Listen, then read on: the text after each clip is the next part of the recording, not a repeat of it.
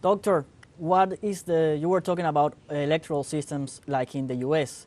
What is it, because we have been hearing, as you have been saying, that it is one of the best in the world. What is it, in your opinion, that makes it stand out? What is that makes the electoral system in Venezuela so safe and transparent for the people to be able to trust the electoral system of the country? Well, it's a system in which there are many instances of verification, you see. To begin with, you have to go with your ID, which is a document which is very different from the driver license, for instance, that you use in the United States. You need to go with your ID, then there is a biometric try in which you go with an electronic device. You have to put your finger there to make sure that nobody is going to vote more than once, right? And then you go to a special machine in which all the candidates and all the parties are there.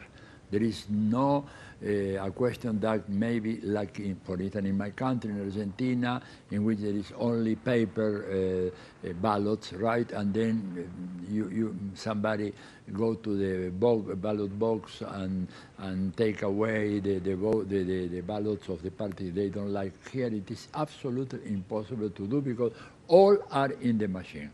And then the people vote, decide, and they are asked to reconfirm. Okay, in order to avoid that somebody made a mistake, they can check what was their decision or his or her decision, and once they vote, automatically there is a printing machine which prints the vote in paper.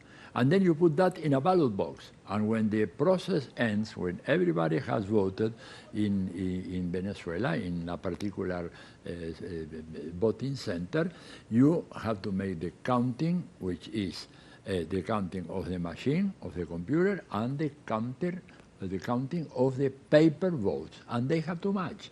And if they don't match, they will revise all the whole process, but the paper will prevail over the machine because the paper cannot be falsified, while we know that there are informatic, cybernetic attacks which could eventually distort the will of the voter. So it's an extremely safe system. We don't have most of them a system like this in most of the countries. For instance, in Germany, there are not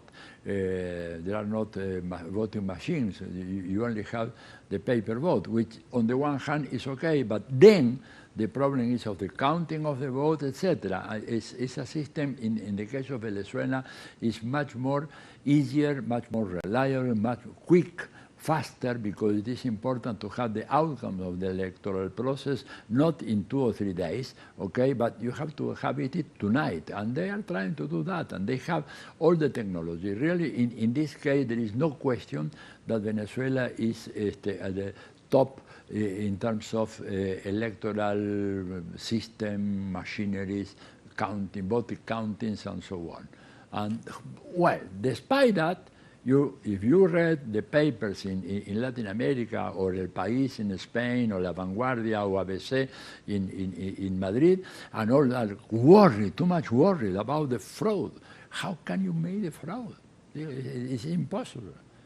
And then, I really don't know. But, of course, this is the narrative which has been established, because I will say something which I dislike very much. I wouldn't like to say this, but this is the truth, is that for the extreme right, elections are just a pretext.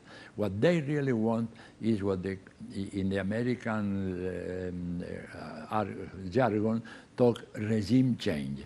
So, they participate in the elections, but they participate perhaps knowingly that they will not win, but that they can create a serious disorder, accusing the government that there was a rigged election, and therefore there is an autocracy, authoritarianism, going to the streets, demonstration, in many cases violent demonstration. And this is not only the case of Venezuela. look what happened in the United States, the first time in the history in which the Congress was, assaulted by a large mob of people who, well, produced a couple of deaths and so on. And take the case of Brazil, in which, 1 year after the assault of the U.S. Congress, the Capitol, we have the experience after the Lula election of the Bolsonaro voters and militants taking over the main buildings in Brasilia. That means that, well, the elections are all right so far as we win, and we is the extreme right, the far right, which unfortunately today is perhaps the most widely expression of the right. If, as a political scientist, I could be asked of what is the difference between the right 40 years ago and today, 40 years ago you have in many countries in Latin America, and not to mention Europe, a right which believe in democracy. They bet on democracy, okay? They could be more or less conservative, more or less liberal, but they were not fascist. Today, what we see is a process by which the far right has engulfed all the formations of the non-fascist right, and there is a process, a general process of fascistization of the right in our countries. My country, unfortunately, Argentina, is a perfect case. The case of Venezuela, also the same, in which you have non-democratic leaders, violent leaders, which really represent a good part of the right in this country. And if you look in the case of Chile, the last election was an election in which was won by the center-left coalition, but in a very close race with a fascist like José Antonio Cast. And well, the situation in the Colombian election was not different. The main exception, is a brilliant exception, is the case of Mexico, in which there was no room for the development so far, up to now at least, of a far-right political party. And that is good news for Latin America, that we have a political system in Mexico in which there is a right, but the right is still abiding to the democratic rules of the game. Not the case in Venezuela, which, especially when you look at the case of Leopoldo López or Maria Corina Machado or Julio Borges or whichever. In general, they don't believe in democracy, or believe that democracy is only valid when they win, not when the others win the election. And that's the situation today. And in few hours, we are going to have a clear, definitive response to all these elaborations on the electoral day here in Venezuela.